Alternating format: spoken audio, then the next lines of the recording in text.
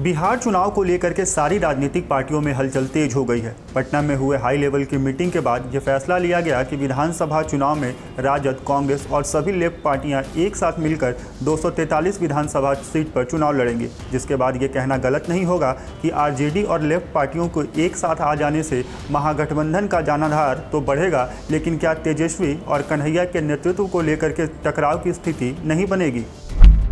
ये सवाल इसलिए उठता है कि जिस तरह से साल 2019 के लोकसभा चुनाव में तेजस्वी यादव ने सार्वजनिक मंच से कन्हैया कुमार की तारीफ करने के बाद भी उनकी पार्टी सीपीआई को महागठबंधन में शामिल नहीं किया था और बेगूसराय लोकसभा सीट पर कन्हैया के खिलाफ आरजेडी ने अपना उम्मीदवार खड़ा किया था। उस समय ये कहा गया था कि तेजस्वी अपने सामने किसी दूसरे युवा नेता को उभरने का मौका नहीं देना चाहते, इसलिए उन्होंने लोकसभा चुनाव में कन्हैया को किनारे लगा दिया था। अब विधानसभा चुनाव में सीपीआई के साथ आने पर यह सवाल फिर से उठने लगा है कि आखिर तेजस्वी यादव अब कन्हैया के साथ किस तरह से मंच साझा करेंगे, क्योंकि दोनों युवा नेताओं के एक साथ आ जाने के बाद एक बार फिर से दोनों की राजनीतिक नेतृत्व की तुलना शुरू हो जाएगी।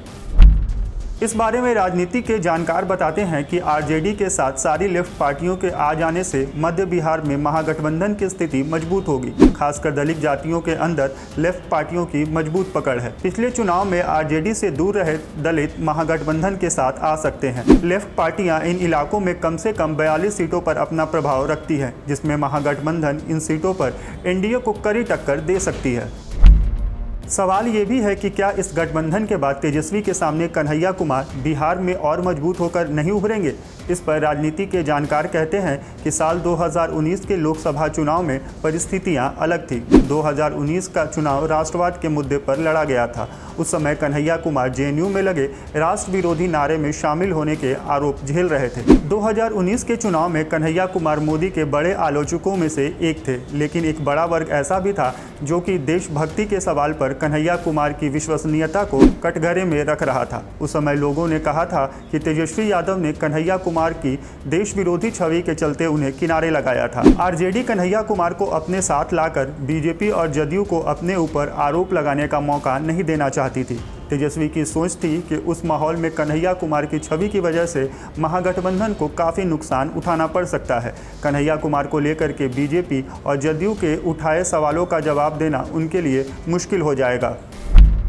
लेकिन इस बार परिस्थितियां अलग है। महागठबंधन के लिए इस बार चुनावी मुद्दे कोरोना से निपटने में सरकार की नाकामी, प्रवासी मजदूरों की मुश्किलें, बेरोजगारी की समस्या और भ्रष्टाचार है। इस बार चुनाव में केंद्र की मोदी सरकार नहीं होकर नीतीश कुमार है, इसलिए तेजस्वी यादव को कन्हैया और उनके पार्टी को महागठबंधन का हिस्सा बनने से परहेज नहीं होगा। चर्चा ये भी है कि इस बार के बिहार विधानसभा चुनाव में कन्हैया कुमार के निशाने पर नरेंद्र मोदी होंगे और तेजस्वी के निशाने पर नीतीश कुमार। दूसरी बड़ी संभावना ये भी है कि कन्हैया विधानसभा के चुनाव नहीं लड़ेंगे। वो देश की राजनीति में मोदी विरोधी चेहरा बने रहना चाहते हैं। उनकी भूमिका चुनाव प्रचार तक ही सीमित रह सकती है।